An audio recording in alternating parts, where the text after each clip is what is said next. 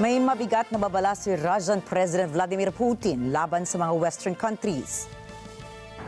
Sinabi nitong mapipilitan silang gumamit ng nuclear weapons kapag tamaan sila ng conventional missiles.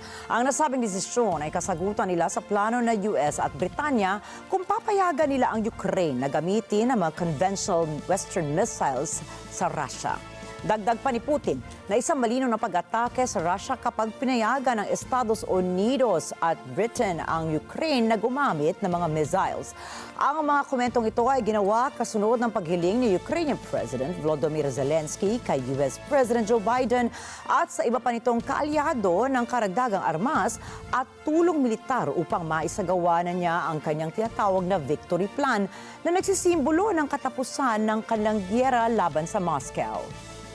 Nakasaad po kasi sa 220 na batas sa pirmado ni Putin na maaari nilang gamitin ng nuclear weapons kung sakaling may nuclear attack mula sa kalaban. Sa kabila naman ito, nanawagan ang China na tinitignan bilang pinakamalapit nilang kaalyado ngayon ng Moscow na maghunos dili bago gamitin ang kanilang nuclear na armas.